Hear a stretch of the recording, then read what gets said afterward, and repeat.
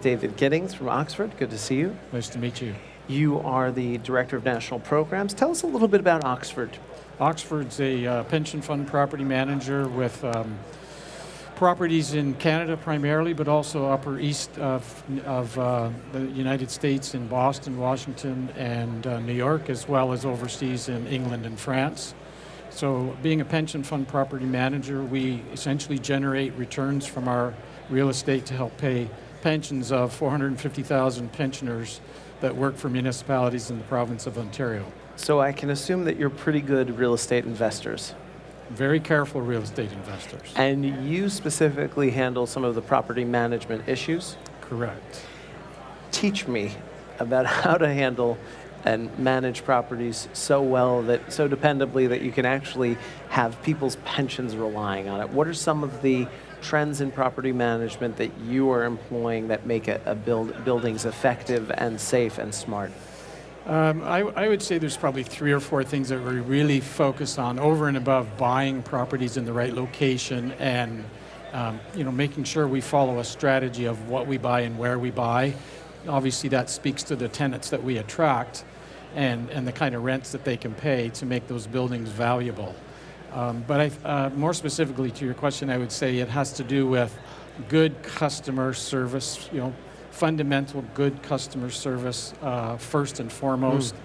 And secondly, paying attention to the cost of operating those buildings at the same time as making sure we're generating the right rents to make sure that those buildings are profitable. We have largely over the last, I would say, 8 or 9 years really focused on sustainability metrics that matter to our tenants. They're becoming much, much more an area of focus.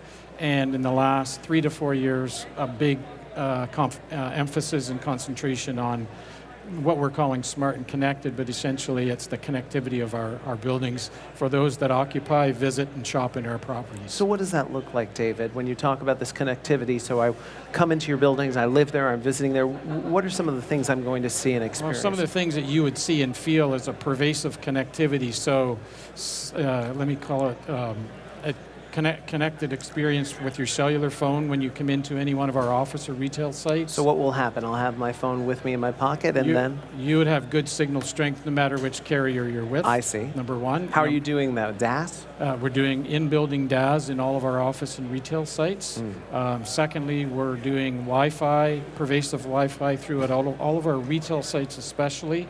And we're now putting together the final strategy to do that. We've done it in a few of our office complexes, but we're going to roll it out to the balance of the office complexes, primarily in all of what we call the public or common areas of those office complexes. That's kind of a fundamental element to having a smart and connected building, is to have those connected abilities as a table stakes, as a starter. Just for the individual who wants to live or work there. It not only affects you if you're visiting one of those buildings, but if you work in one of those buildings, it impacts and enables you to kind of work in a different style remotely, no matter where you are anywhere in the building. Right, it makes you want to stay there longer, frankly, right?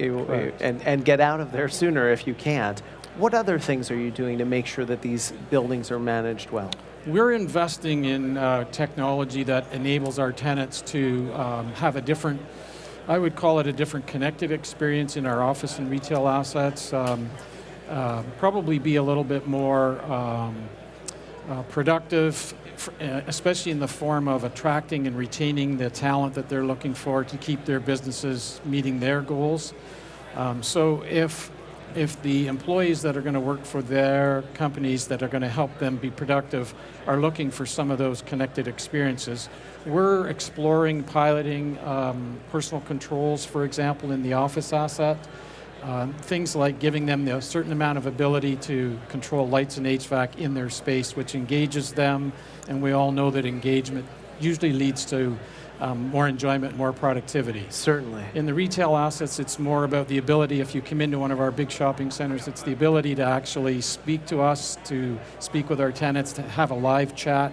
Right now it's via text. In future it could be via a live person, so that we want to make your shopping experience much more convenient and comfortable.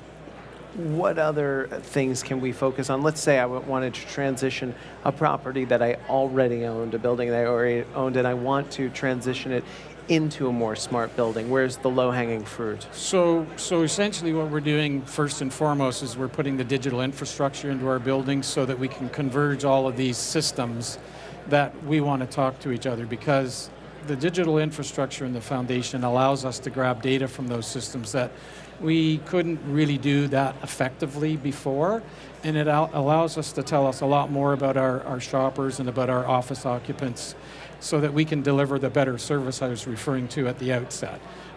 It could be things like helping you find a parking spot before you even make the decision to come to one of our shopping centers, or if you work in one of our buildings where we have available parking but you might not be a monthly parker, I can tell you before you come where I've got available parking in that underground parking garage. Do you have that technology working today? We have it at a couple of our shopping centers. We're actually piloting it at the other shopping centers, and we're going to start piloting it at our office parking garages. And that works now. via floor sensor, or is that a floor sensor? Yeah, it's either a floor sensor or one right above the stall as well. That's great. Do you find that customers and clients really appreciate that kind of service? Absolutely. It helps them make the decision whether to come at that time or not. I've seen it, where it's a red light if it's taken, a green light, and that's very convenient, but I'd never thought of it being, sent to you ahead of time on your phone. Correct. That's lovely. Yeah. Is there anything else we need to know about Oxford and what you're doing?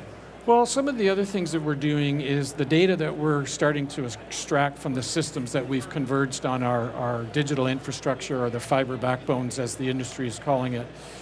It's enabling us to provide a better service, especially in our office assets where the lease obligation is for us to look after everything in the building, essentially lights, HVAC, cleaning, you name it. And so the data that we're starting to extract from these systems is telling us in advance, and this is part of what we're investing in to transition these buildings as well, what's the status and health of those systems and the devices on those systems. Could be a light, could be an HVAC unit that's delivering comfort in advance of you calling me to tell me you want it adjusted.